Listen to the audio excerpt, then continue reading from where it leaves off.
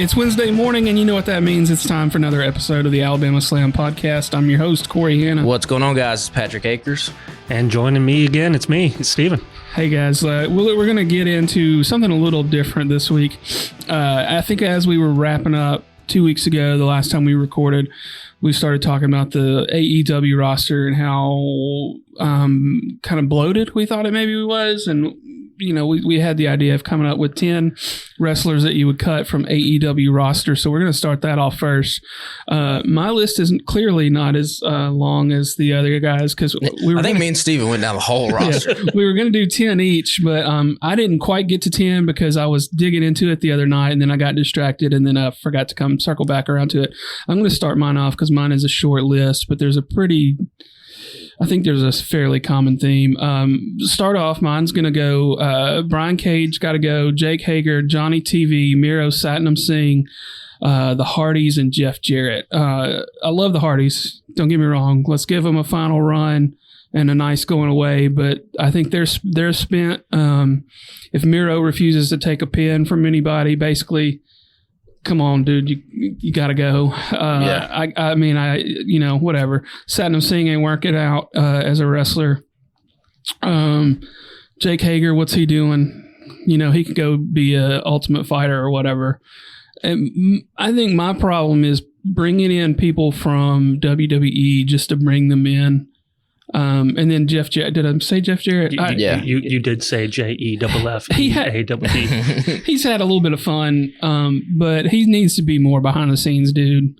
At this point, I just feel like AEW shines when it focuses on their own people or people they brought in. You know, independents. That's my gripe. Those are the type of people. And there's plenty of other undercard folks that I would cut, but I tried not to get too in the weeds. You know, there's a lot of folks, like we were saying before we started recording, folks that could go to Ring of Honor and maybe spend some more time there. You know, there's folks maybe that are Ring of Honor that we could bring up, put them on the main roster, but we won't go too much into that. So I've said my piece.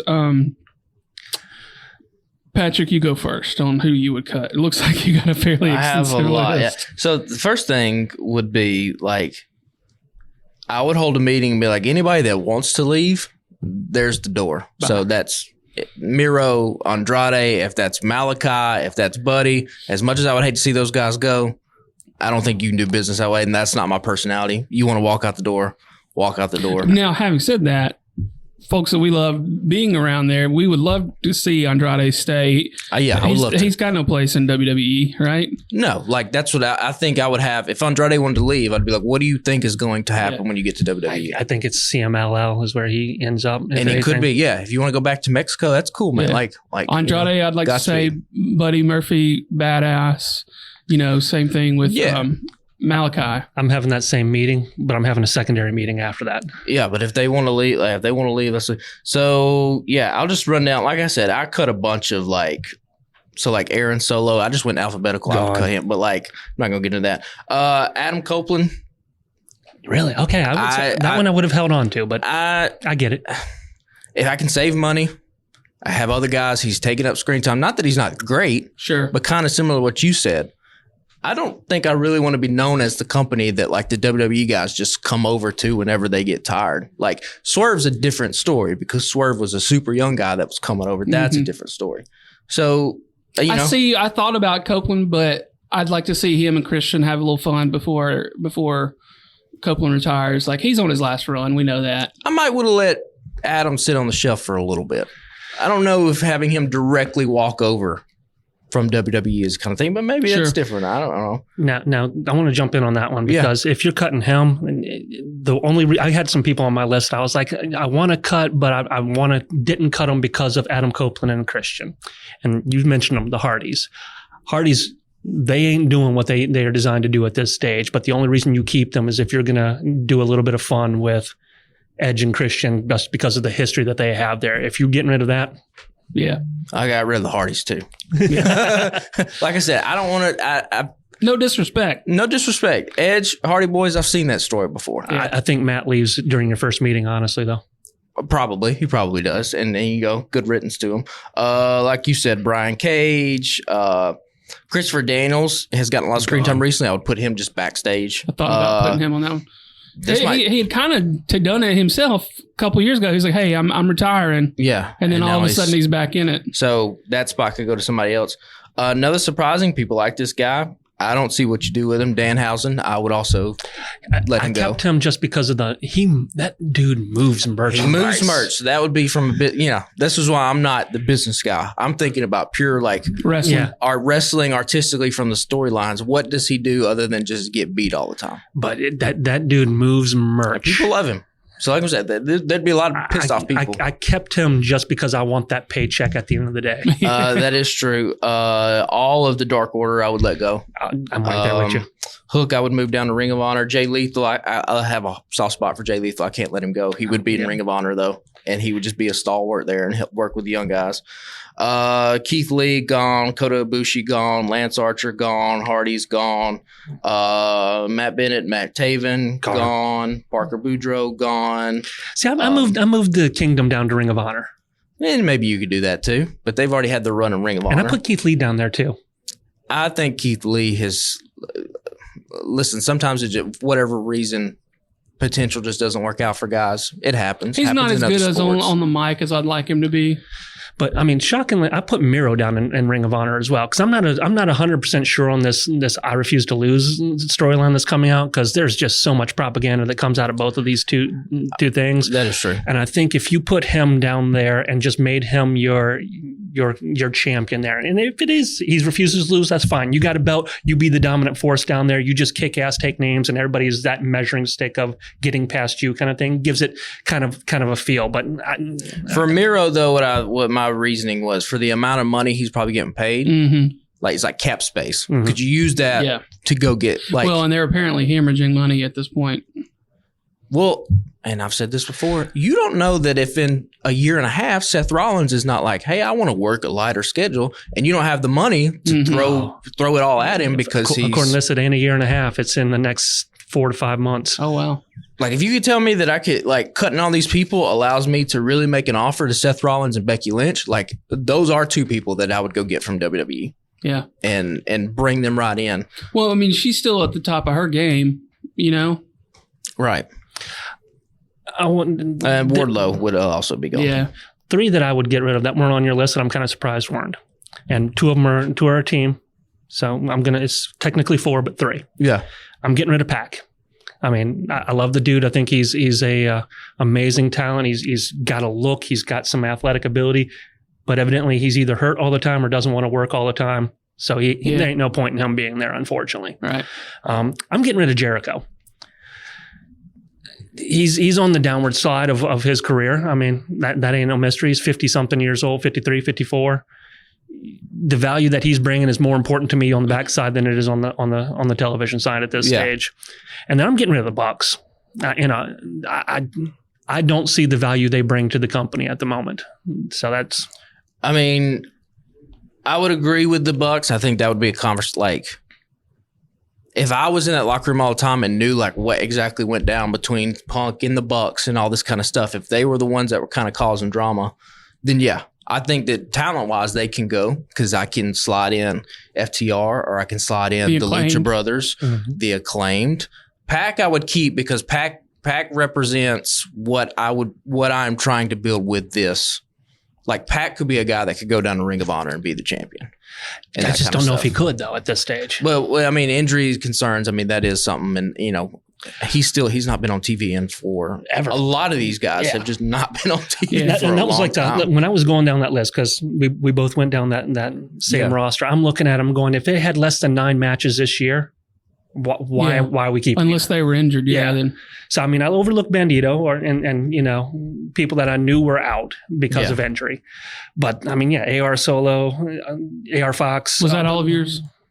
I mean, there's but Nick Wayne, I'd move down to Ring of Honor. I'm moving Daniel Garcia. And if he doesn't want to agree, I'm getting rid of him. And then I've cut 5 people of that because you get rid of Daniel Garcia, you're getting rid of Daddy Magic, you're getting rid of Angelo Parker, you're getting rid of Saraya, you're getting rid of Ruby Soho. I disagree on Garcia. I think they're setting him up for a babyface run. Well, and I think that that you do. I think you do want to keep some guys who could eat losses And Angelo Parker and Matt Menard are charismatic enough on the microphone that you could figure out to do something. But I tell you what, I wouldn't mind hearing Daddy Magic on commentary more often. I don't necessarily need to see him in the ring, but he's been very entertaining on commentary lately. But again, I'd put him down in Ring of Honor at this stage because all you're doing is making him suck up losses here, and you ain't making him shine. I mean, I would have a similar thing to what WWE's doing with NXT, where guys go down for a couple months, get some wins, maybe win a title, come back up. I mean, I would be fluid, especially with some of the dudes who are at that lower mid-card level, letting them go back and forth and having it be kind of go back and forth. But some of these guys, like the Dark Order, for as great as they do not fit. They don't fit what this company does when the company's at its best, which is a realistic as you can get portrayal of professional wrestling. But you say that, but some of the most over acts at AEW are these comedy weird things. We're like, I mean, yes, Orange Cassidy has evolved, but Orange Cassidy and the Best Friends are, that's some of their bread and butter in AEW. The Dark Order was a bread and butter for the longest time. It's unfortunate that the stuff that they decided to go in a different direction with that Dark Order, and unfortunately, with Brody's passing, that got derailed. Right. Now, they haven't figured out what the hell to do with it afterwards, and it's kind of left in limbo, but the fans love John Silver. The fans love, these comedy-esque guys. Right. Danhausen. I mean, those people move the merch there.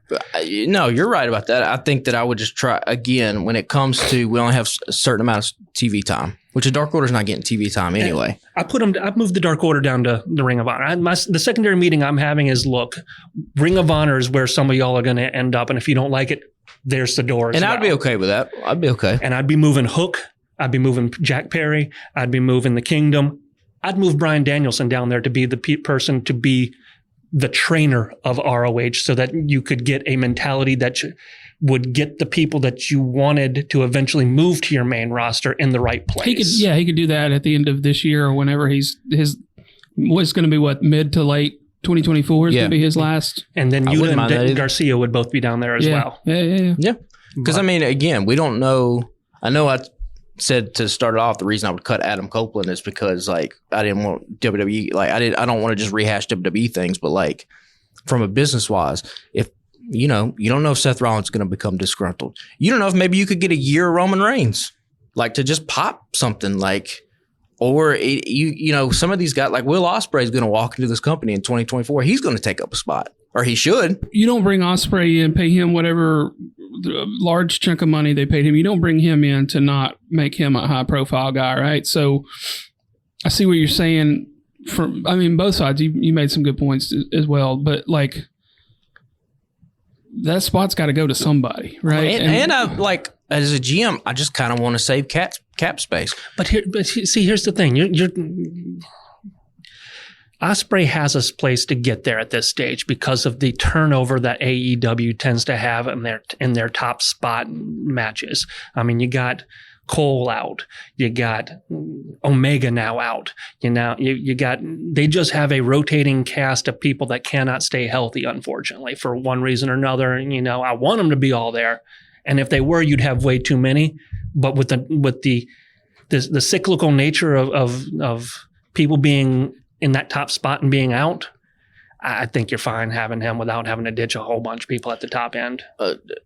But listen, I did watch little bit of NXT for a little bit. And I've said this before, there's only two guys that I see being mega superstars in NXT right now, and that's Trick Williams and Carmelo Hayes. And Carmelo's already getting pushed up. And I'm saving money because I'm getting when those contracts come up, and I'm throwing the briefcase at both of those guys because they're young enough that you could get them to come in. Like, that's what's going to be. This is when the competition between AEW and WWE is going to be interesting, when guys that are young like that, and if Tony Khan, whatever kind of TV deal or whatever, if Daddy Khan keeps giving him more money, who never knows. If he can start backing the Brinks truck up to some of these young dudes in NXT who were going to be WWE superstars, that's where it's going to get interesting. Mm-hmm. I don't know if he could. because a lot of those dudes, they're going to have some loyalty. Hayes has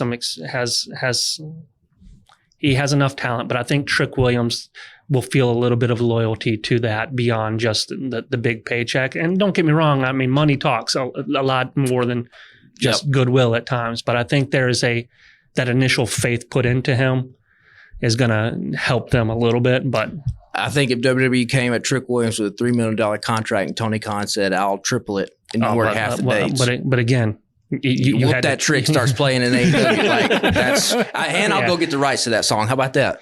Yeah, because Tony's made it clear he don't mind paying for. He don't mind paying for a lot of stuff. So that's why I want to clear. Like if I was advising him, I would say clear out some of this roster, stop hemorrhaging some of this money. Let's keep some of it because there are big fish out there that you can go get. But here's the thing: we didn't even talk about anybody from Japan yet. If you want to expand it worldwide, I mean, here's the thing about that though: it's going to be more than just money.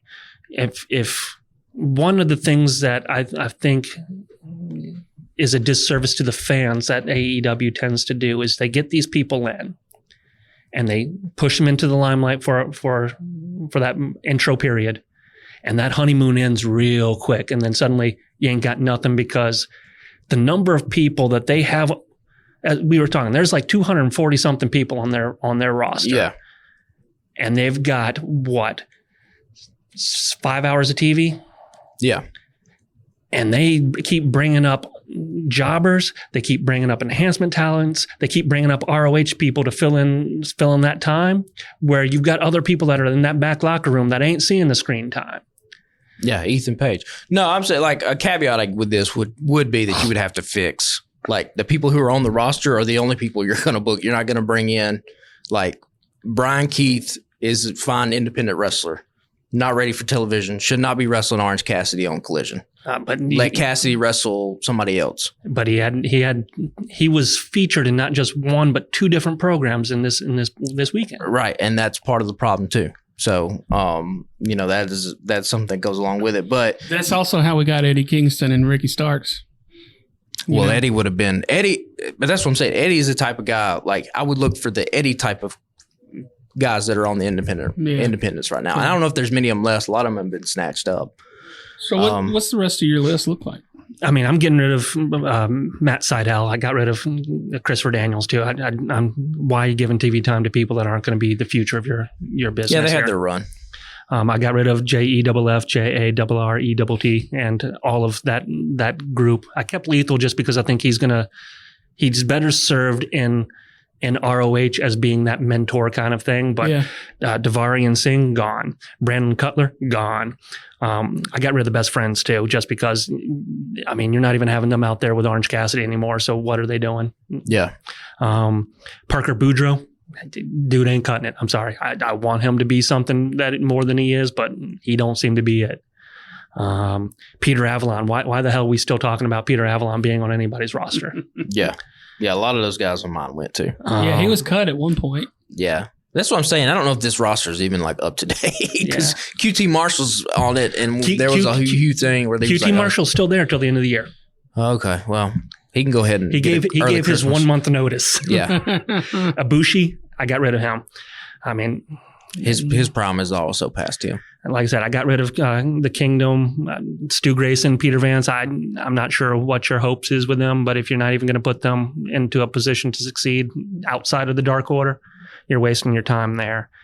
Lance Archer, I was right there with you. I wanted Lance Archer to be more than he is, but that is a company in which even if you are an oversized person, they are going to not use you in a way that is going to benefit, they're not an oversized person company. Right. That's why I was like, you can only have, I think this company can only have like two monsters, and I would give that to Samoa Joe and Powerhouse Hobbs. And I mean, Luchasaurus isn't on my list, but Luchasaurus, if you get him outside of Christian Cage, he ain't making the cut. Because I wish we could see how much these guys are getting paid, because that would be a big determining. Because if like Lucha's getting nothing and Powerhouse is getting, I don't know, double it, then you might go, okay, well then maybe Powerhouse goes. We can keep Luchasaurus. Like, and I kept Brian Cage, I kept Khan, I kept Leona, just because they're that Ring of Honor trios group. But if you're going to hold those belts, you're going to be on ROH. You ain't going to be wasting my time on this on the main roster show. Because, I don't want to see it. I don't care. So especially when they're around a guy like Swerve, and they're Swerve should have. Oh yeah, mogul. Outside of Prince Nana, who I think can help Swerve as a good guy wrestler as well. Oh, Prince Nana's. Oh, you can't get rid of Prince Nana. He is the only one from that group that stays other than Swerve. Yeah, I saw a video on TikTok today of the Grinch doing the Prince Nana dance, and it's all over TikTok. Yeah. It's in Fortnite, I think. And that's the thing is he can function on whichever direction Swerve goes, whereas everybody else that's in that group is just wait once Swerve starts being and you your could face. do what I think they're trying to do with Mogul Embassy is kind of the way that like factions work in New Japan, which is just like you're part of like chaos, but you're not necessarily we're not necessarily a team.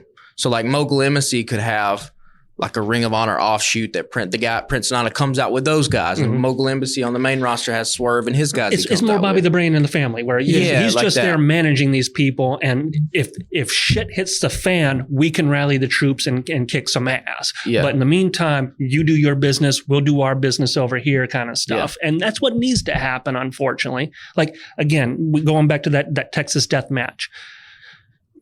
Mogul Embassy coming out there to whoop Page's ass at the beginning should have been when in a no disqualification match. There ain't no reason why they shouldn't have been out there beating his ass from the moment Page appeared on the screen. Hell, in the back of the building, they should have whipped his ass from his car all the way to the ring and been like, business done. And then you have that match from there, as opposed to coming out there and having them do it at the end where it looks stupid as shit when Brian Cage gets punched in the head and falls over dead.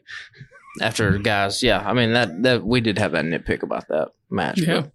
So who all do you have going to Ring of Honor? Hook, Jack Perry, Miro, The Kingdom, Bryan Danielson, Johnny TV, because him and Dalton Castle just Mike battling back and forth entertained that shit out of me the other day. That was funny, but I don't think I'd keep him on just for that. Oh, it gives Dalton a good feud with, and it's not like in Ring of Honor is going to have a huge run of anything anywhere else. So you might as well get him a veteran that has some of that experience to kind of. And see, I would bring Dalton Castle up because I would put him in the Danhausen role. Because Dalton Castle's physical enough that he looks like he could hang and wrestle. He's just gold with a microphone. Yeah, and Danhausen's, I mean, no disrespect, he's 150 pounds. Like, no. He is. He's scrawny. He's two Marco stunts, but that ain't saying much. Right. So, like, Dalton would be a guy that would come up. But a lot of, like, Nick Wayne would be a stalwart in Ring of Honor until he gets ready to come up. Keith Lee and, like I said, that Ring of Honor's trios mogul would have gone back down. Like, how cool would it be if, like, Nick Wayne is a part of Mogul Embassy, but it's just Prince Nana's his guy? And Swerve has like deemed him to be, you are the dude. Like I run shit up here, you run shit down there. Why you want to keep Nick Wayne? Because he's 18, and I've seen this dude live in person. I've seen him wrestle matches in Japan. He's the most seasoned 18-year-old in wrestling history. Let him put on 40, 50 pounds over the next 5, 6, 7 years. A lot of upside. The upside is absolutely tremendous. Then he's got to be somewhere else other than in a main picture thing. Yeah, Ring of Honor, I think, is probably that's a very valid point. While we would suck to be like brought up to AEW as soon as you turn 18, and then be like, well, we're going to get you in Ring of Honor for a while. I feel like he's been around the business long enough. He understands, right? Like, get him on TV a little bit, let people know who he is, then put him in Ring of Honor for a couple years, let him bulk up, and then bring him back to TV when he's a little more ready. I mean, he's going with the big dogs right now. He came in, his first matches have been with some of the heavy hitters. Yeah, he's been dropped into this thing with Christian Cage and Copeland. But he ain't swimming right now. Well, I mean, all he's doing is getting his head beat in with a chair. So like, but I mean, you got a bunch of floaties on his arm, and he's struggling even with those floaties. If you let go of Nick Wayne, WWE would snatch him up like that. Yeah, in a heartbeat. That level of upside with somebody that has that much experience is going to be incredibly tough to find. It's like Billy Starks in Ring of Honor.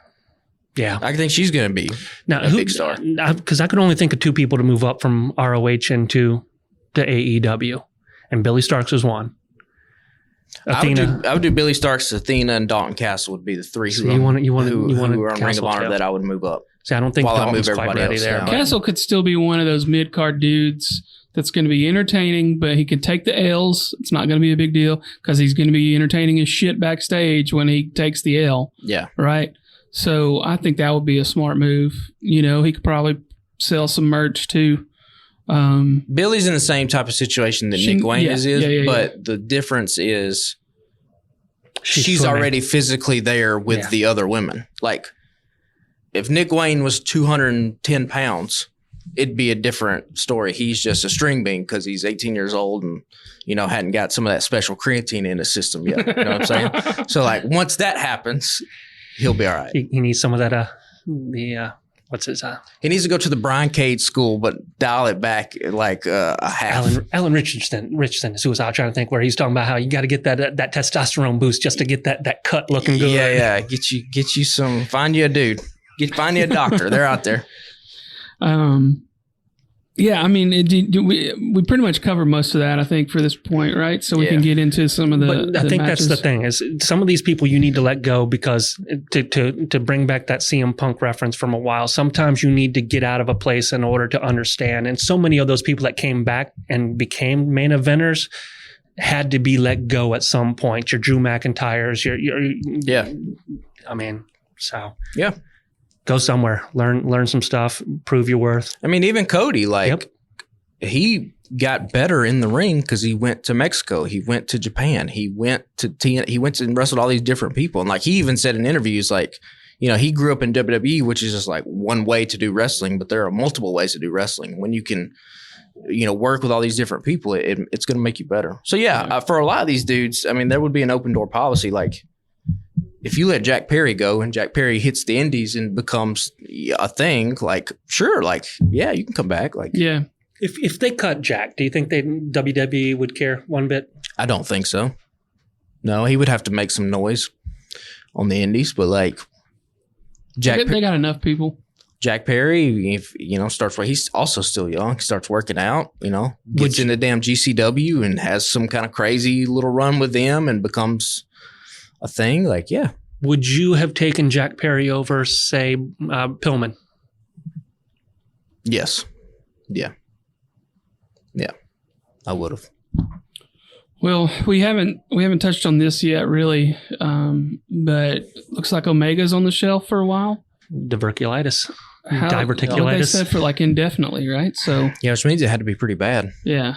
So that means the Golden Jets thing. You know, they were putting them up to go against Ricky Starks and not anymore. That jet has returned to the terminal. Yeah. So like, what happens next with the tag team championship there? My fear, Young Bucks. Oh Jesus! It could be potentially. I mean, who is your top star?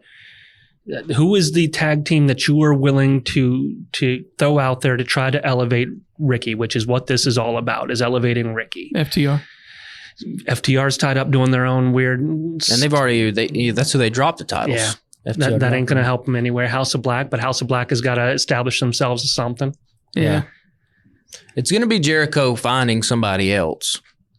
And, you know, I don't think the Golden Jets are ever going to win the titles, but I don't know. Maybe they could have. I don't know who Jericho could go. That's why I'm scared it's going to be the Bucks, because it's ready made and they're ready to plug that in. But I think if they do that, those titles come off a heck of a lot sooner than they would have with the Golden Jets. Did Danny Garcia ever like officially denounce Jericho when everybody else did? No, he was the only one. So I guess you could do that if you wanted to, but why would you want? I mean, that's not going to. That didn't work for a lot of people, right? Yeah, that's not elevating Starks, and that's what this is designed to do. It has to be named people. Yeah, which they're doing a bad job of, because that promo was. No, hold on. The whole segment was In hindsight, looking at that man going out there, probably high as hell on Percocets, trying to keep his pain in balance, does that make you tolerate that promo slightly better? Sure, but Jericho's part was bad too. Yeah. And it threw Ricky off so much that Ricky didn't know what to do. I think we even didn't we put it in the group text? It was like, this is an example of like how not scripting your promos down to the word can go wrong. Yeah, there's good versions of letting guys go on the fly. There's bad versions. Yeah. This was a bad version of that. You don't get nuggets like, I'll whoop their ass from Ricky Starks, walking backwards. Up Ricky, he tried to save it at the end. But see, that's the thing. If you go back to the promos that Ricky has been involved in, there's the moment somebody goes a little sideways on him, he flounders, and that's something that somebody that has the reputation or has the appearance of coming off as being, verbally good can't have, as if he keeps getting exposed like that by some of these older vets that have that freestyle ability. Yeah. I agree. Yeah. I mean, the thing with Adam Copeland where he called him vanilla midget, vanilla midget, like that was not a good look. I'm sorry, good. A vanilla small guy. Yeah. So maybe you shouldn't have done that. Yeah, but that promo was bad. So let's touch on the women's division. There's a bullet point. You got another person that's out that I think is an important part. You're about to lose a secondary story, even though it's a shit story, because CJ Perry's out too now. She's about to get a finger amputated. It looks like. I did see that. Oh, Jesus, yeah, I saw that. It's fighting infection, yeah. So if that takes out your Miro Andrade story, so they are losing multiple storylines here just due to injuries, and this is what I'm talking about, where they got that cyclical nature that you have an Ospreay there ain't going to cause them to lose much. Have we figured out what the hell's going on with Britt Baker? Is she injured, or is she? I think she's just off. We ain't got nothing for you. So. It's either that or is she behind the mask? And suddenly that's going to be your swerve but to me, that's a crap swerve because who's going to punch her in the face for it? I know we're jumping all over the place. I couldn't be more over the devil thing at this point. There's nothing about it that is interesting to me. Yeah, since we've recorded, there's the thing going around that a lot of people think it's Jack Perry because of all the involvements with glass, like Paige getting slammed into the car window the other night. The Acclaimed went through the glass backstage. MJF getting the glass bottle over his head. On the one hand, it's kind of funny and a little dig at Punk, but on the other hand, nobody cares. It can't be Jack Perry. It also can't be MJF because Roderick Strong is literally like, hey, this dude's the devil, and you're going to if that's the case, you're going to make everybody else on the roster be a damn dumbass because here's this dude's been screaming it the whole time and nobody's believed him. But that instantly bumps up Roderick Strong. I ain't saying it's a good reveal. I ain't saying I'm happy with that, but it gives us, it suddenly builds a legitimacy to this weirdo who then has to dump the two jerks beside him and have that Adam Cole situation resolved. I guess. I mean, that would be so far down the list of options of what I would do for but it. Hey, this is where... And I don't have faith enough. MJF being the devil could be a good story. I don't have faith enough in this company that they can walk that tightrope and make it satisfying. But again, who would be a satisfying reveal at this point? At this point, nobody. I'm over the story. So just make it Adam Cole and let's see if you can Can we wrap this up at World's End and call it? I mean, I don't. If there's not a reveal of the devil at World's End, then I don't know really what you were doing. Like, surely MJF does not walk out of World's End still the champion. I would not have that happen. I could be wrong. You know my opinion on MJF's title run. I think it should have ended a while ago at this stage because it's secondary to a Ring of Honor Tag Team Championship belt at this stage. And also, I don't like the other company. Like I talk all the time, the other company's doing long title reigns. I don't know if I want to. Like, why do you want to also do it?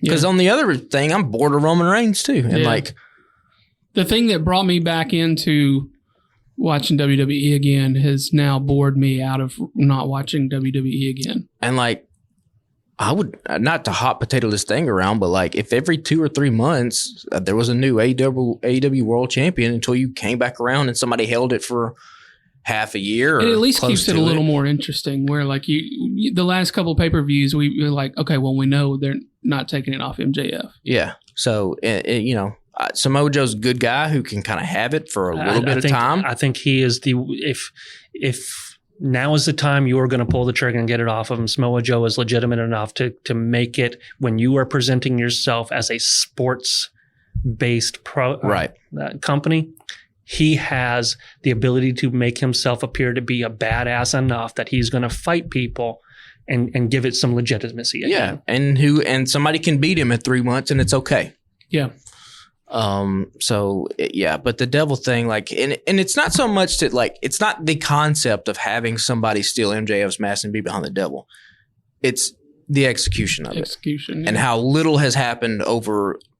When did this shit start? 3 months ago? That's the thing. It's not been, in the grand scheme of things, this is not that long of a storyline for this company. Right, but they've just done nothing. It's been a lot of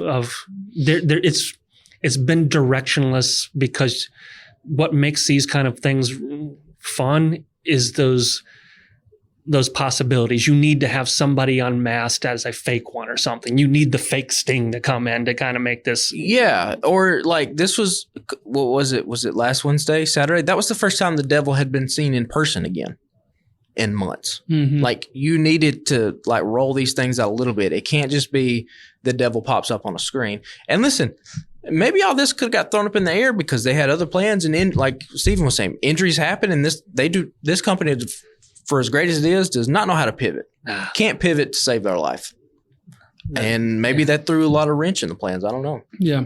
So we got a couple more points real quick to hit on before we switch over to WWE for the week. The next note is what a rush, or what a roosh rather, I guess. Yes. Lethal, Mark, and Garcia. We are toward the end of this Continental Classic, and Roosh is still a player at this stage. That's great. Lethal, Garcia, Briscoe. Yeah. Big old fat zeros in all of them. At least between this match coming up between Lethal and Briscoe, it's for something. There's a point to that match other than just, whatever. If I don't want to be a loser. That's great. But to me, to make a tournament engaging, is there needs to be some closeness to you can't tell me that everybody in this tournament is amazing and then have 3 or 4 guys and it get just shut out nonstop. That tells me some of them might not have been as amazing as you led me on to believe. And I think you lose some of the value of those matches when you have people that are just being spoilers and they're not even great spoilers. Yeah, like the when the seedings came out, you could look at it and be like, oh, Jay Lethal's there to eat pins. Mark Briscoe's there to eat pins. Maybe there could have been some more drama if you'd have had other people in there or just had something surprising happen. Like, I don't know, somebody pull out an upset. I mean, you're building. Swerve first match was with Lethal, wasn't it? Yeah, it was.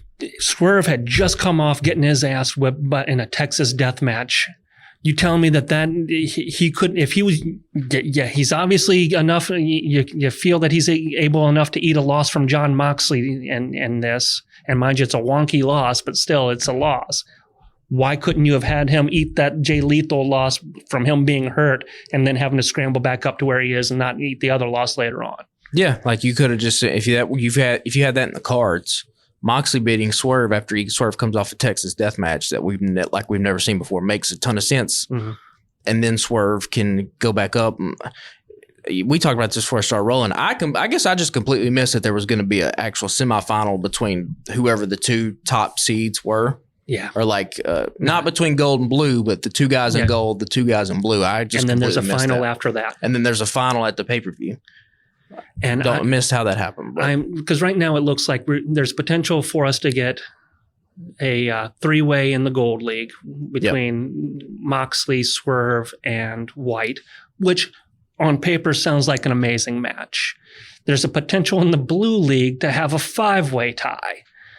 At that point, what the fuck is the point of a goddamn tournament if you're doing a 5-way match and a 3-way match? Yeah. Just have a battle royal, call it done, and move on with my life other than having, 2 months of filler matches. Yeah. Now, mind you, they're great matches.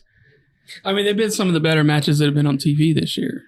That's true. And this is so again, too, like, if this was not the first year of the Continental Classic, if this was like the 5th year, then a bunch of multi-man matches make sense because then you could be like, we've never done this before. Mm-hmm. But being the first year, I think there probably would have been a better route to go down to just be like, it's this dude and it's this dude and this is it. Next year we can do things with draws and all kinds of stuff. We can get more creative. We don't want to blow our wad right here in the first year. But we need to kind of establish what this thing is. They ran into that whorehouse with a $50 bill and blew it all over the place, man. I'm not the triple threat, but in the gold league doesn't bother me that much. It didn't bother me until started having that conversation about how we were looking at Eddie and thinking how he was going to have to be in that mix in order to not lose his belt. And the only way that he can be in that mix is he runs the table for the rest of this stuff, which then just puts everybody else into that grouping that you have ties there. So at that point, a 3-way over here, a decisive over there makes sense. But if you've got 2 undecisive things, it's the repetition that is making me angry at the Continental Classic. And I complained about this with the matches where it became just a let me slap you in the chest for 5 minutes, go outside the ring, do the same shit, and then finally the match starts about 7 minutes into the match. And that's been the repetition of these matches. And while it works for some of them, the fact that you are doing it on all of them takes away the novelty of the other ones. And they're doing this. Now, mind you, they may surprise me. Some shit may happen, to make it so it's not a multi-man thing on both sides, but that's what we're kind of looking at this stage. It looks like just at least in the gold league, the blue league, they could do something. But if you were just going to have like we talked about, Garcia hasn't won anything. Briscoe hasn't won anything.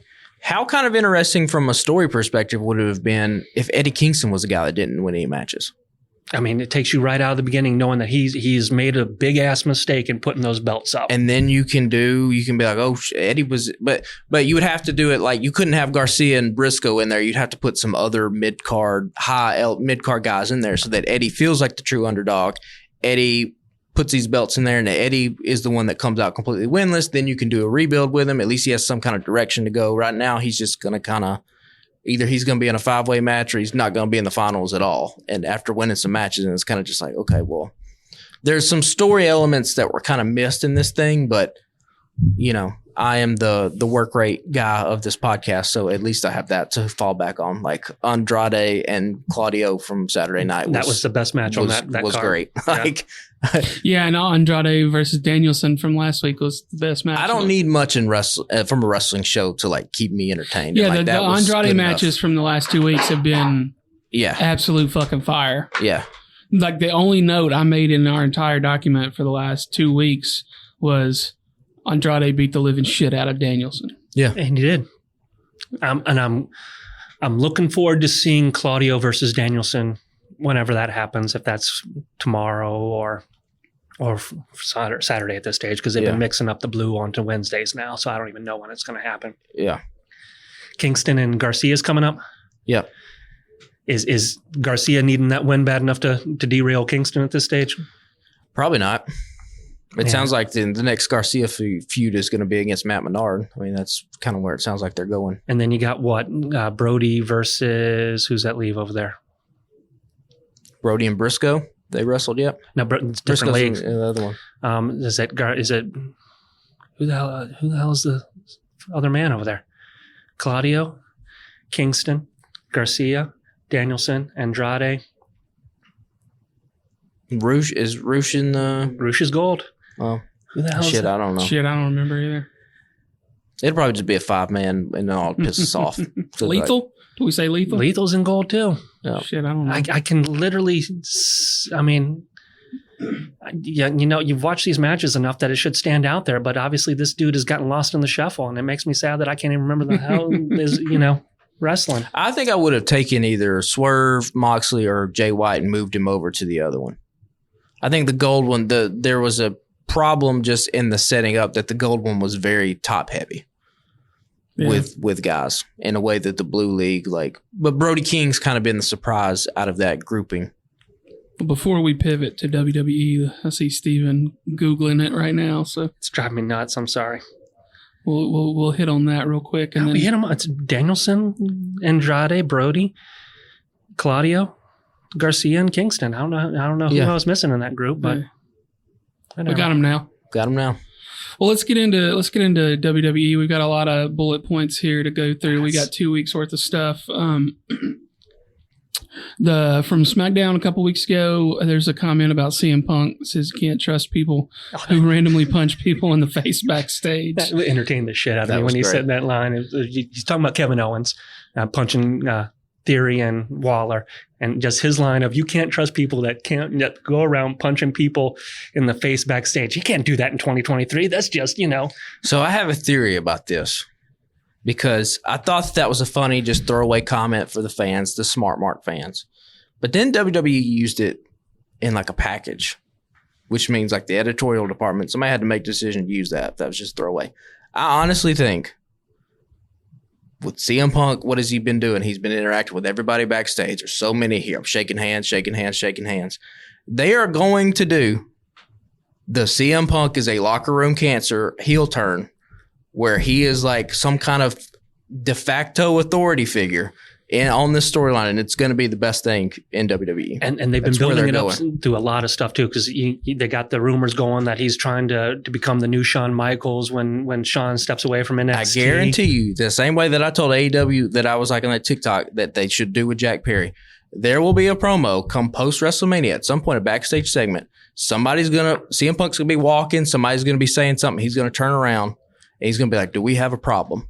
They will use that. That will be the thing in they WWE. Would be stupid not to. They're going to do it. And it's kind of dumb because, like I said, AEW had that right there in your back pocket. The whole Seth Rollins, CM Punk thing is just CM Punk and Adam Page 2.0, except they did a better job. WWE did a better job than what Adam Page was getting through. Because I remember when that promo between Page and Punk came out, the first thing we flagged was like, oh, this is a week before the pay-per-view, and the Hangman Page being like, I'm defending AEW from you is a really good wrinkle that they should have been running with months before and just didn't do it. I don't think they had They didn't have a plan. They had no clue. But there's a history of wrestling taking stuff that's happened backstage and turning it into money, because people like that reality to not knowing what's the truth. Because, it's one thing to have what wrestling is, but if you get that nugget, that Matt Hardy versus Edge because you're having sex with my girlfriend moment, right? People latch onto that and it turned Matt Hardy in from a nobody into the potential for where it was. Only, they decided to get rid of him too after they made their money. Right. Yeah. No. But AEW does not see, they like walk around with golden eggs and we're like, I might find another one here somewhere else and chuck it and then just scramble trying to figure out what the hell went wrong. Yeah. That's my, if I had one chief complaint about AEW, that is the thing, is that they got just great storylines galore staring them in the mouth, and they just do not pull the trigger sometimes. Well, that's sort of, we'll jump over to Raw for just a second. The note says it's not selling out, it's buying in. Yep. CM Punk on Raw. It's kind of what you're talking about. Like 100%. I mean, everybody's talking about how that you can tell by his eyes that he ain't really caring about this. He's just here for the money. Who cares? You know what? He's wanting to make money, and he wants to make money by punching people in the face, legitimately or not. I don't care. If you can make that work, more on power to you, man. I'll believe that you want to be here just as much to make that fat check as I want to be at any other job to make my fat check. I mean, we said for months, if you could put him in the ring with the Bucks and Kenny and make money on it. It would have been raining money. That's all you had to do. Raining money. Because here's the thing. Apparently, Young Bucks don't like money, because I bet Punk would have been willing to. I mean, apparently Punk did. So he was trying to reach out. Meeting, yeah. 6 months. We'll give you 6 months. Right now, CM Punk is the most entertaining act in WWE. And you go back to like how, some of the wrestlers wrestling each other getting better, like how the Blackpool Combat Club is built around the fact that they have beaten the shit out of each other and made each other better. CM Punk is raising the game in that. You're seeing that with Seth Rollins right now, who's starting to step away from that prepackaged Seth Rollins, let me recite the lines, to Seth Rollins, I'm pissed off because you got this motherfucker here. Yeah. Yeah. And it works. Like, this is the most entertaining Seth's been in a minute. Yeah. And, for as great as it is to see Randy Orton back and healthy and jacked, I'd much rather watch 20 more minutes of Seth Rollins and CM Punk than I want to watch a second more of Roman Reigns and Randy Orton going at each other. It's a good thing he's on a 3-hour show then. Yeah. And especially when the CM Punk heel turn happens. Like, because the thing about WWE is that, like, I don't really want to see any of these matches anyway. They're like, unless it's Gunther. Gunther's kind of the only one that I kind of gravitate towards in ring. So for the most part, watching WWE is just watching the promos. And there's no doubt about it. There's nobody better with a live microphone in their hand than CM Punk. It's the promos, but I mean, the in-between matches between the big ones, I'll agree with you. Some of those you don't need. But those payoff matches that give us that storytelling of the beginning, finish, ends of those stories through those matches, I disagree on not watching those things. But there's very few where I feel like the blow-off matches are like, oh, that was worth, like, I'm trying to think just of this year. There's not really any Roman match outside of Sammy. Don't make me go find my list again. No, there's not, like the tribal. I'll still argue with that. Tribal combat between Jay and Roman. Like, I couldn't even tell you what happened in that match. I don't know.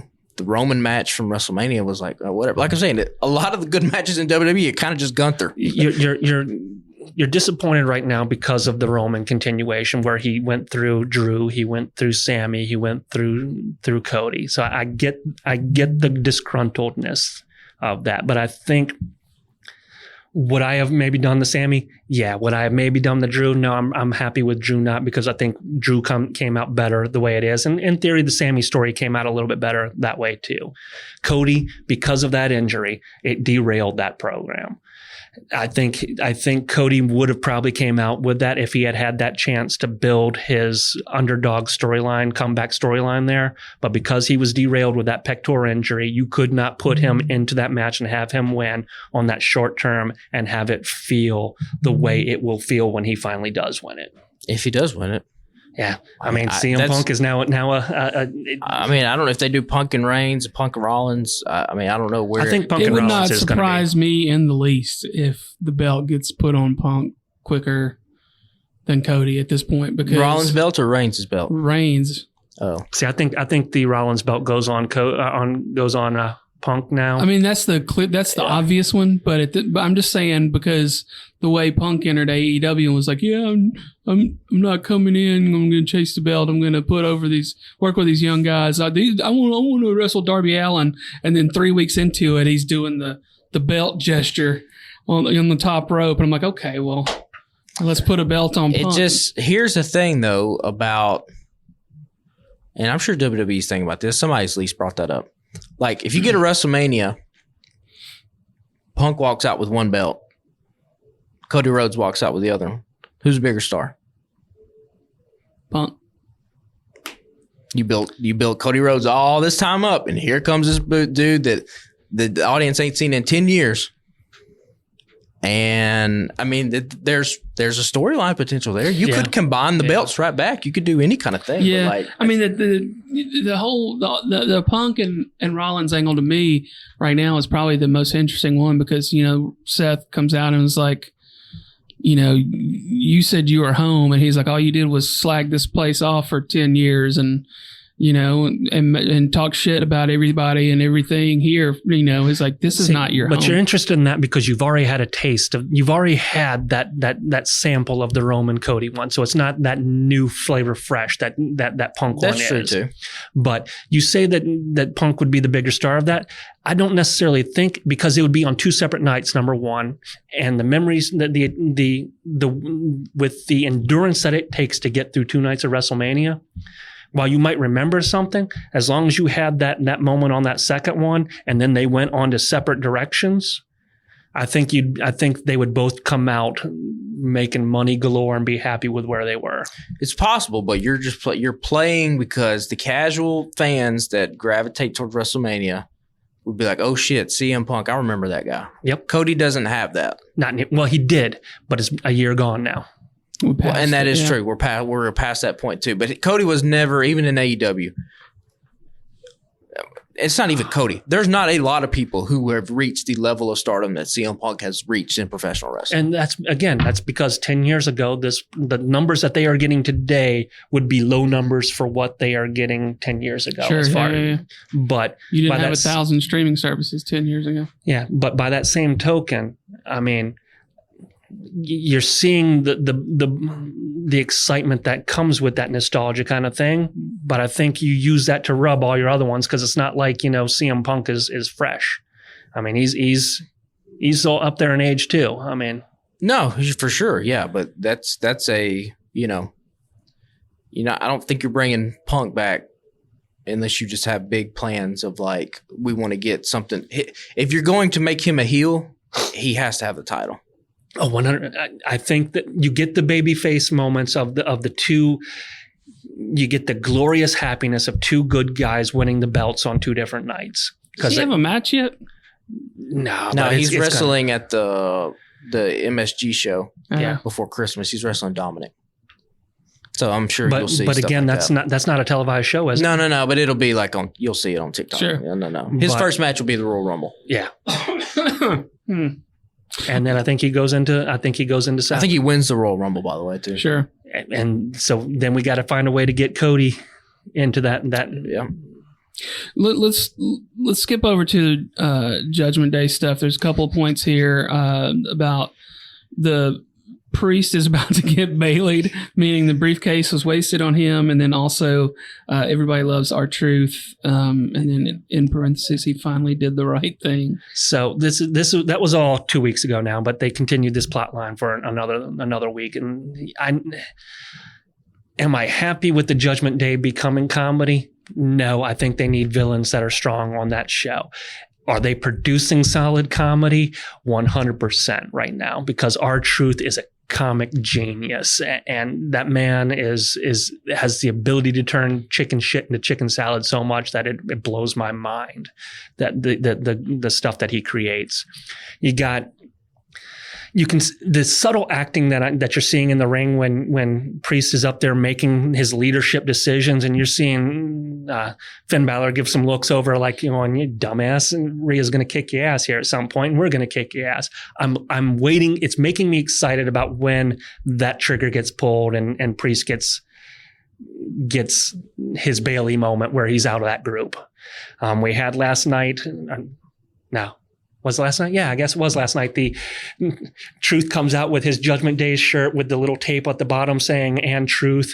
Yeah. It's coming out there going, "We're going to have a match. I didn't even know we were going to have a match, but whoever is in this match, me and JD, we're going to fight, and loser leaves Judgment Day." I mean, it's stupid as hell, but he's making these stupid ass moments just so much fun that it's enjoyable. It's just kind of crazy because this is the same group that took a chair to Edge and his wife. Yep. Not that long ago. Nope. It really wasn't that long ago. And now they are just like R-Truth fodder. Again, I also love R-Truth, but like, let's not get it. I mean, we know what his place is on the card and what he's doing. It's just crazy that this is the act that they chose to pair with R-Truth and not something else. And see, this is kind of funny to me because they had a Miracle on 34th Street fight, and you compare that street fight to the street fight that happened on Collision between the women, and you can just see the mentality that goes into the two different ones of this is a comedy spot on WWE. This is supposed to be taken seriously on AEW, and one of them is working and one of them didn't work as well for me because the spots that you're doing on that have been done to MJF in the back where he's getting hit with one bottle and is knocked out forever. Meanwhile, Willow Nightingale's taking a bottle and coming back and kicking ass and taking names.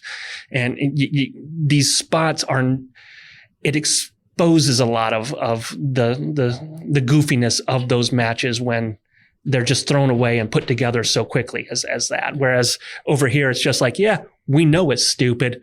Let's embrace this stupidity. And WWE is a lot better at the cohesion of the entire show. Like there is a through line that runs through everything and they're consistent with things. AEW just kind of offshoots and they just kind of, I mean, that is part of AEW's appeal, but also you get into situations like, yeah, your world champion gets knocked out with a bottle and Willow Nightingale takes one and finishes the match. It's like, yeah, that never even crossed my mind. we have to play within the confines of the universe that we're building, and a lot of times AEW plays hard and loose with those things, whereas WWE maybe at times is a little too stringent with it. Maybe you could have one of one and a little bit. The of the universe in AEW condenses really quickly into like the universe is that match, and then things that happen around that match, even though they are right before another match is going to do the same thing, they lose track of.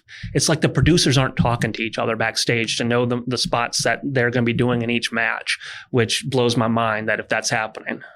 I'm over Judgment Day. I'm right there with you in the sense that, yeah, I agree 100%. They came in as a dominant threat. I wish they were a dominant threat, but I'm happy with the comedy they produced. I mean, you got Dominic grabbing R-Truth so he headbutts JD in the nuts, just, and selling that. And then you get, Priest in the back going, oh, JD, you're still in the Judgment Day for now. You get a backstage interview with R-Truth going, yeah, he's still in there. We need somebody to do chores and clean up around the clubhouse and all this other stupid ass stuff. If they fucking say clubhouse one more fucking, that annoys the piss out of me. I don't know who greenlit that was okay. They are grown men in their late 30s with a clubhouse. That is nothing. It's funny to me on a couple of levels. One, in that city to city, this quote unquote clubhouse gets moved and set up for them each time, right? And they need locks for it every day. And two is that one of the running themes, not the running theme, I don't guess, but a joke that we kind of started and every once in a while it sounds like it might be a reality, is that me and Jim and Corey that do the We Are a Star Wars podcast, on a trip that I had to take with Jim for some work stuff last year, we started talking about building a quote unquote clubhouse in his backyard. And that would just be like where we put a big ass TV with like a DVD, whatever, streaming and like old video games. And it would just be like grown men clubhouse. Yeah. Why wouldn't you want to hang out in a clubhouse? Why don't you want to hang? You know why you didn't do it? Because it's a fucking stupid idea. No, it was a monetary issue. He didn't have the Judgment Day money coming in. Otherwise, there'd be a clubhouse. It's like a rec room, but we call it the clubhouse. But yeah, so let's. We got a few other things to touch on here. We got the Reigns and Orton set up. It is what it is. There was a couple good lines in there, but overall, it's fine. You ain't losing the belt off of Reigns before WrestleMania. Right. So this is it's a solid match, but it ain't. Also, we've seen this before. I come back to a lot of that with a lot of wrestling. Like we were just here not that long ago, right? AJ Styles, we were just here not that long ago. Yeah, but now you got a legend killer going after the legend in his own time. Yeah. And I mean, Randy looks jacked. He does. Speaking of AJ, we got his return this week. He's looks like he's going bad guy though. I'm happy with that. I mean, I don't necessarily think that him and the what the hell you call the Bullet Club, the OC, the OC. Thank you. Yeah. Those are two guys that I don't get how they have screwed up their lives so much to have gone from being, legitimate badasses to being just stupid guys that if you told me they had a clubhouse, I'd believe it. Yeah, but also at the same time, they're getting a check to do what? Nothing? Yeah. Pretty sweet gig. Yeah, pretty sweet.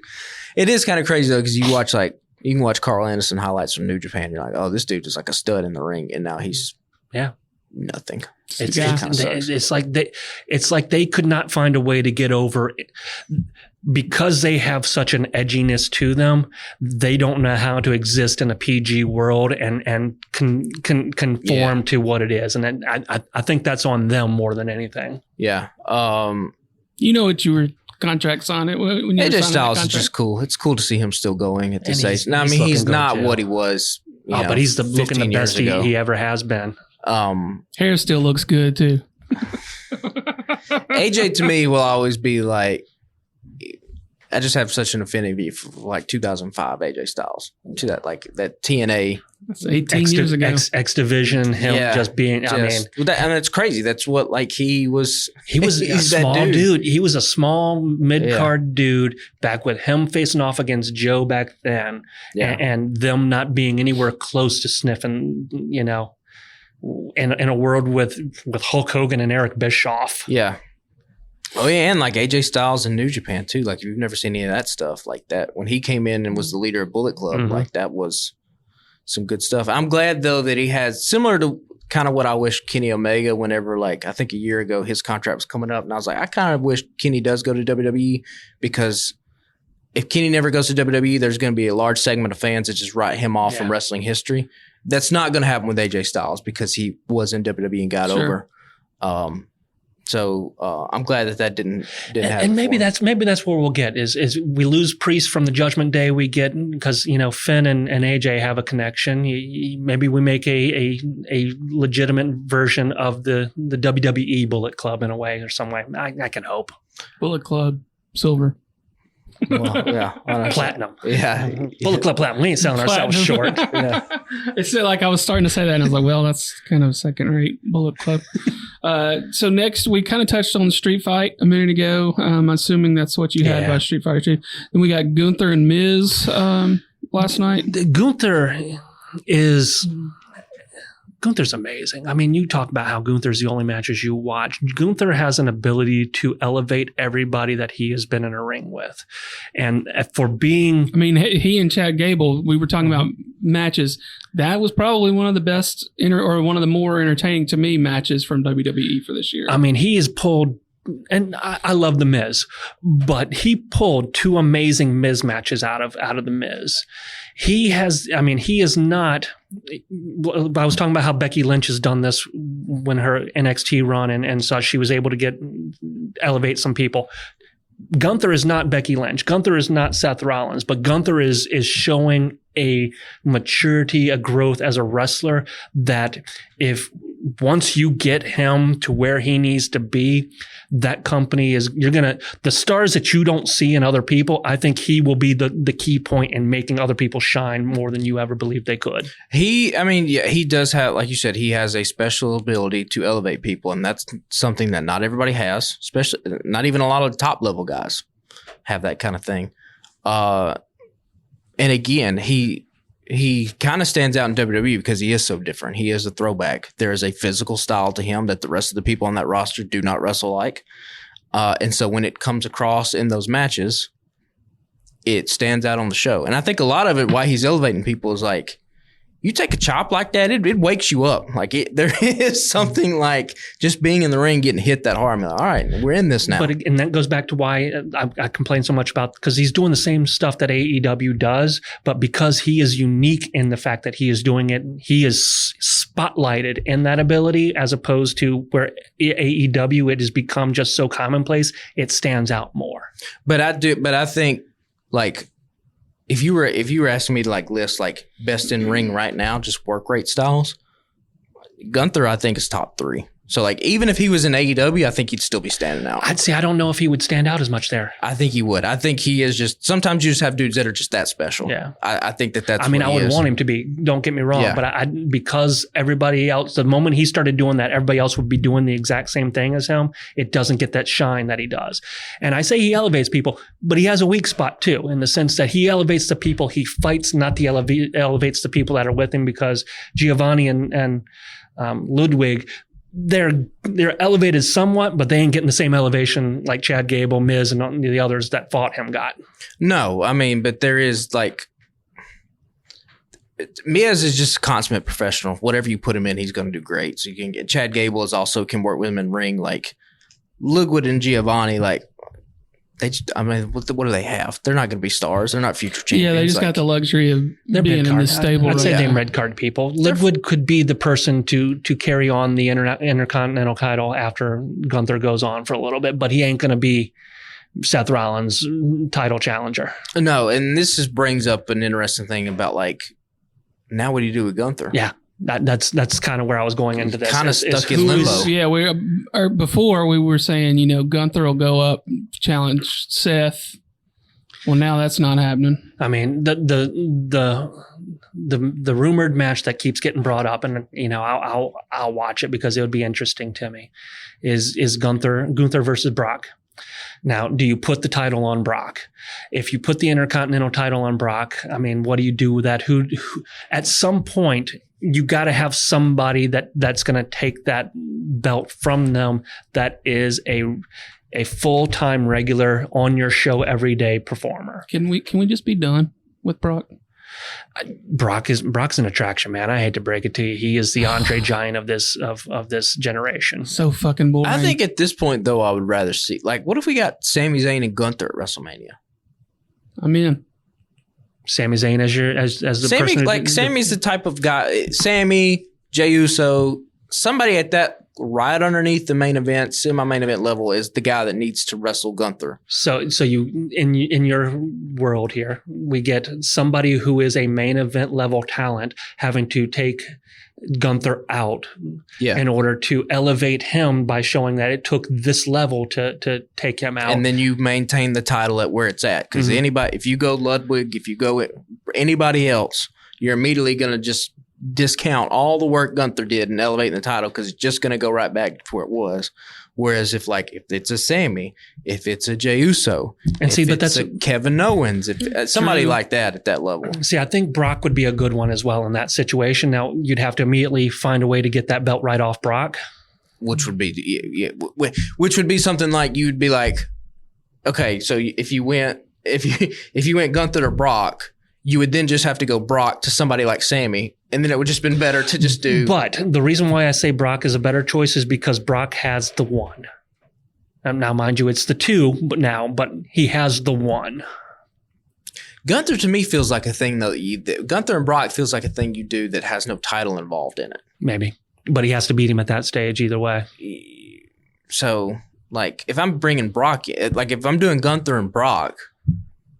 Gunther's. I mean, he's Gunther's the one got to beat put the Brock. one in yeah, Gunther beats 1. Brock, and then he solidifies himself. But like, you could, if you did, let's just say, for instance, Sami Zayn. If Sami Zayn somehow rallies and beats Gunther at WrestleMania, well, that's not a big knock for Gunther because Sami is a huge star. Mm-hmm. Sami can have the title; he can feud with somebody. Then, if you immediately go into Gunther and Brock, you're building for whatever reason. Gunther beats Brock. Well, now Gunther's right there. Whoever has the title, he's back. But see, that's the thing. At a world title level. The belt, if you're going to take the belt off of him, it can't be Sami Zayn at WrestleMania, even though that keeps that momentum, because then you've got another year before you get that WrestleMania of Gunther and Brock. Let's say the belt goes on, the main belt, or whatever you're going to call it these days, Roman's belt. Let's say Roman's belt goes on Cody and Rollins' belt goes on Punk, like you said earlier. They walk out of Mania with that. Yeah. Then would you later in the year Gunther at Punk? SummerSlam do? You could do Gunther Rock at SummerSlam. Yeah. Gunther could blame Ludwig and Giovanni for his loss, and they could have a little mini feud. And Gunther beats the shit out of both of them. But it's not the same marquee. But then would you turn around like a few months later and take? How long does Cody keep his belt before you let Gunther have it? Well, hopefully this is the Roman Reigns thing is the last time that we see somebody hold a down belt for 4 years, 700 days, whatever the hell it is. Gunther's right behind him. But it's a mid-card title. It's a mid-card title, and also you think that they've given it to Gunther to just, hey, we see a lot of potential in you.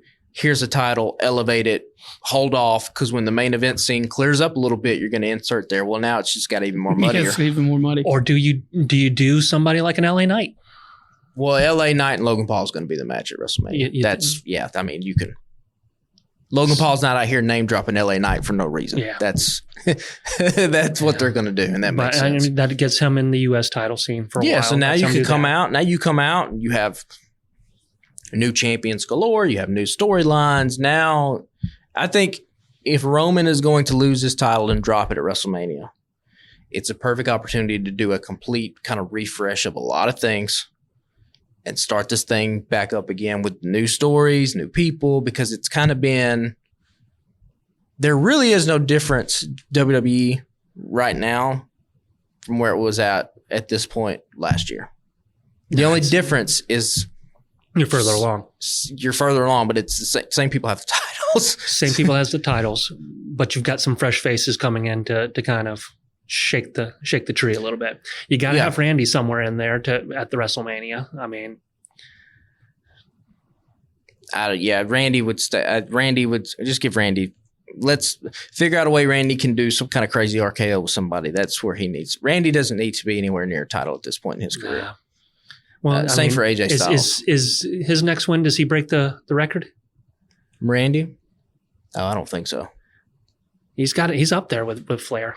Are they tied? They're close. I thought it was just Flair and Cena that were tied. He's like within 1 or 2. Oh, well then I think for me that's just where he's got to stay. Let's we still got a couple more points on Raw, and then I had a thing or two I wanted to circle back to. There's a note about the women's tag. You got new wins. We have new WWE Women's Tag Champions, and that was such. 2 weeks ago, you had the surprise victory of Katana and Carter taking out. Who was it? Natalya and Knox? Tegan Knox. Yeah. Tegan Knox. So they took that out in a surprise. And then 1 week later, they managed to be the new tag team champions from Chelsea Green and Piper. I mean, so I'm not sure what the plan is with that, but that came out of left field. They are the most established tag team in the women's division at this point. I mean, they've been together for 2 to 3 years, whereas everybody else is just kind of thrown together. So, I mean, I'm not sure. They've got some interesting move sets. They've got some fun to them, but they've got to, much like you have an opinion of the Creed, where you think they need to get a personality, I think these two need to get a personality to really succeed, because other than just having belts, that's all they got at this moment. Listen, this was one of those things where it's like, all right, tag titles are not doing nothing. Like, sometimes you just got to put people in a spot and see how they respond. Like, I don't know. They could be good, but like you said, they kind of just have. There's a lot of like lower mid card people that are kind of just like, all right, well, we'll see if they develop into anything. But I'm curious now where you run with Chelsea Green and Piper Niven, because Chelsea will be fine. You can put her. Oh, yeah. She's charismatic enough. You can throw her in anything. She is the perfect foil for Adam Pearce, but it needs to be something more than that. Yeah. So you had a note about villains as well? There is a severe lack of villains on this show right now. Drew McIntyre is your sole card carrying villain outside of Rhea Ripley. I mean, the Judgment Day, like I said, they have lost their menacing villain card on that end. You got Roman Reigns on the other side, and I guess Logan Paul is your villain on that side, but he ain't really a villain so much as just a jackass with a microphone. Yeah. So a couple things I wanted to touch on real quick at the end. Did y'all see it's one of the Ric Flair interviews going around, and they're talking to him about the Iron Claw, and he's like pee-peeing in his poo-poo pants. Have you seen that? Uh-uh. He's like being like, well, they should have done, they haven't made a movie about me yet, and this, that, and the other. And it's one of those things, know. He was like, yeah, we kind of carried the Von Erichs back then, and this, so on and so forth. And I was just like, okay, Flair, this doesn't need to be about you, right? Right. But the whole thing about they haven't made a movie about me yet, I'm like, do we want that? Do we need that? But, it is rare for you to see a man in that age being able to S his own D that much. Yeah. It's, you don't want to know. Yeah. Because if they make a movie, it's only going to be like, he ain't got a lot of good parts. Right. He had a great career. I think he's the greatest of all time. He had there's tragedy. He overcame tragedy of that plane crash and succeeded where, normal people might not have. Yeah. Sure. Yeah. But then he did a lot of shit things in between that. Right. And as soon as you go to make a movie, people are going to be like, well, why didn't you talk about those things? Right. So it's poisonous right on its head. Right. So the I just found that to be amusing. That was the thing that stuck out in my head was like, maybe don't make this about you. Right. Yeah. And then the other thing was Cabana Man Dan, friend of the show, is back. Did you see his appearance this week? He popped out of a present. I did see that. Yeah. It's like a big ass box in the corner, and it was like full of bamboo and like limbs and shit. And Rolando Perez is going to dig in it, and Cabana Man jumps out and just like starts whipping his ass. So I thought that was funny. It's pretty awesome. The Iron Claw, that's what like. Wrestling movies, we kind of really only have like the wrestler and like Ready to Rumble, and that's kind of it. Obviously, on two different ends of the spectrum. I've seen some reviews of Iron Claw, and people say it's really, really good. Yeah. My only complaint is like, I like the casting of Zac Efron as Kevin. Jeremy Allen White, though, playing Kerry Von Erich, if you don't know Kerry Von Erich, was the most jacked of all the Von Erichs. Okay, Yeah. was a legit like 6'4" middle linebacker type of guy.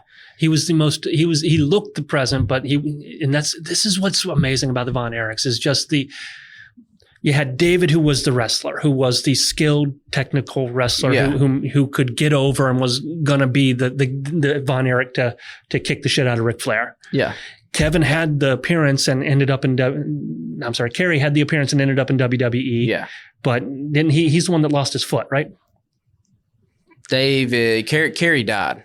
So well, he got into a motorcycle accident, came back too soon, so they had to cut off his foot, and he continued to wrestle hiding the fact that he had an amputated foot, and then eventually, I think he shot himself on that one. Either that or it was an OD. Yeah. It might have been an overdose. The first one, if I remember correctly, because I watched the Vice special a few months ago, the first brother that died was the OD, and the second one was the one that committed suicide on the farm, right?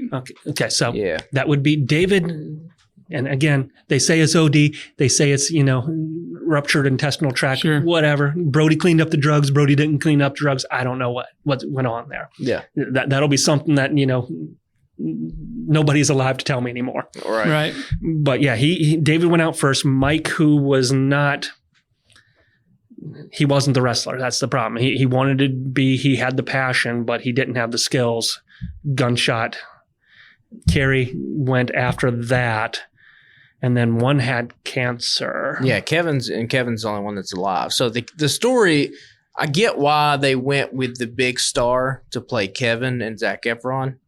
It's just Kevin, he's still there to say, hey, I want this guy to be me. Yeah, it's just like in the casting of David is fine. That dude looks the part. Yeah. Jeremy Allen White might be as tall as I am. I'm 5'8". And I'm probably just as thick as Jeremy Allen White is.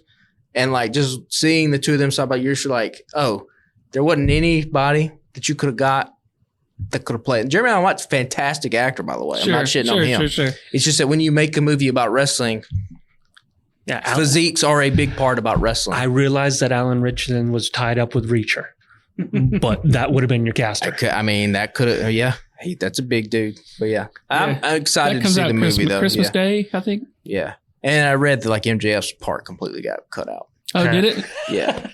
Just cut it out. You see all the hubbub that came from that red carpet though. Oh yeah, with John Cena, him shaking hands, and how John Cena's got more to gain. You're more likely to see John Cena in AEW than you are to MJF in WWE because Cena's career now has more to do with the WB than it does with wrestling. And I was like, oh man. And then Cody dropped a little nugget in his interview either the past 2 weeks that like he thinks at some point we'll see MJF in the WWE and like he just put over MJF at some point. Yeah. I don't know. I think the dude signed to AEW. Well, they had a tweet come out here recently again where they're starting to hype it again where MJF hasn't signed. I'm like, that's full of shit. That dude signed. If you haven't signed just him, because maybe he hasn't signed, but I bet he's agreed to a contract in principle. If Tony Khan has not gotten that signature on the paper right now, he is a bigger dumbass than I ever imagined. I would agree. Well, I think we could probably end on that one for this week. Y'all tune in next week. Find us wherever you find your podcast. Obviously, share us with a friend. If you're listening, you already know where to find us. We're on Twitter still, or X, whatever the fuck it's called, and Instagram and Threads at Alabama Slam Pod. Not sure how much longer I want to keep the Twitter account around. I finally deleted my personal account the other night. I feel like if more of the people that I enjoy following on Twitter were actually on Threads, I would probably actually just deactivate the account for this anyway. But find our fellow podcasters at thealabamatake.com. We got a bunch of friends that do podcasts that come out weekly and monthly over there.